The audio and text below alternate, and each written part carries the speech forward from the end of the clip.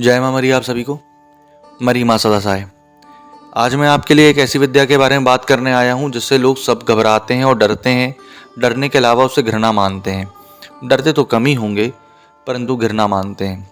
किन्नरी विद्या, किन्नरी अप्सरा, किन्नरी गंधर्व, किन्नरी यक्ष, किन्नरी यक्षिणी। ये सब विद्या क्या है? पहले आप समझिए कि किन्नर है क्या। आपको इस बात के बारे में जानकारी होना चाहिए। अर्धनारीश्वर का एक रूप होता है जो कि मर्द और औरत को मिलाकर के बनता है। इसका मतलब ये है जो कि मर्द और औरत दोनों हों। अब आप बात समझिएगा इस चीज को। बड़ा मैं आपको साइकोलॉजिकल फैक्ट में बताने वाला हूँ। ये बहुत अच्छी चीज बताने वाला हूँ। शायद अभी यूट्यूब में किसी ने बात किया हो ना किया हो, मुझे नहीं मालूम, लेकिन मैं अभी बताने वाला हूँ। आपकी अभी शादी हुई या नहीं हुई ये आप जानो। आपकी सपोज अभी शादी नहीं हुई तो आप अभी क्या हो? नर हो ना। परंतु आपकी जब शादी हो जाएगी तब आप क्या हो जाओगे? नर और नारी तत्व में विद्यमान, जिसको अपन किन्नरी विद्या बोलते हैं। किन्नर का मतलब ही ये होता है कि आप दोनों शक्ति में महारत हासिल कर सकते हो। आप अभी ये सोचो, आपके पास भैरव तत्व है।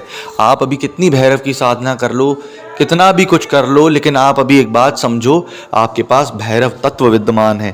परंतु जब आप किन्नरी विद्या सिद्ध करते हो, किन्नरी अप्सरा को सिद्ध करते हो या किन्नरी गंधर्व को सिद्ध करते हो, तब आप किन्नर मतलब अर्धनारीश्वर के रूप में जाते हो। अर्धनारीश्वर की विद्या को सिद्ध करते हो। जब आप ये समझ सकते हो कि किन्नर होता क्या है, जिसके पास नर और नारायण दोनों की पावर हो, नर और नारी दोनों की शक्ति हो, वो किन्नरी विद्या होती है। इसका मतलब ये नहीं होता कि किन्नर गंदे होते हैं, है ना। भगवान प्रकृति ने उसे बनाया और जैसे हमको बनाया वैसे ही उसे बनाया है। किन्नरी विद्या वो काम करती है। किन्नरी विद्या सिद्ध करने का तरीका क्या होता है लोगों को मालूम ही नहीं है।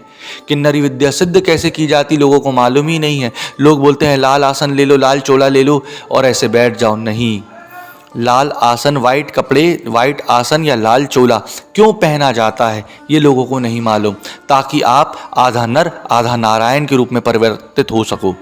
तब आप आधे नींबू का भोग लगाते हो, जिसमें आधे नींबू का भोग किन्नर के नर और आधे नींबू का भोग किन्नर के मादा के प्रतीक के होता है।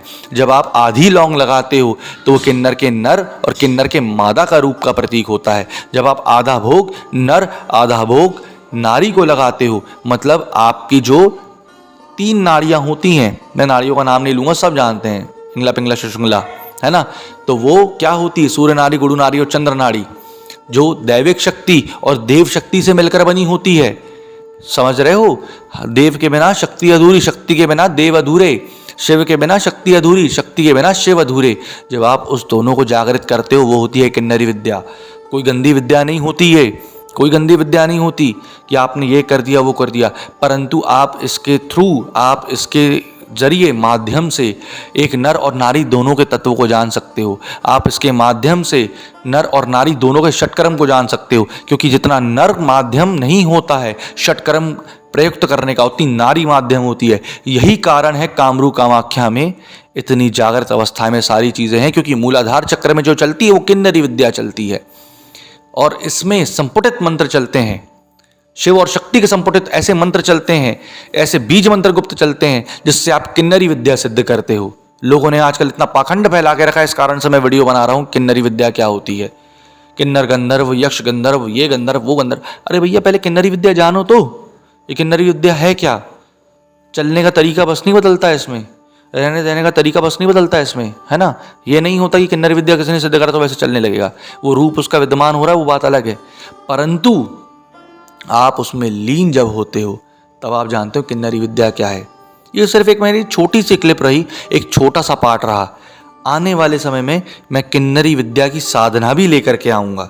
सिर्फ एक छोटा सा पार्ट है ताकि आपको इंट्रो दे सकूँ उसका। आशा करता हूँ आपको जानकारी पसंद आई होगी। जय माँ मरी।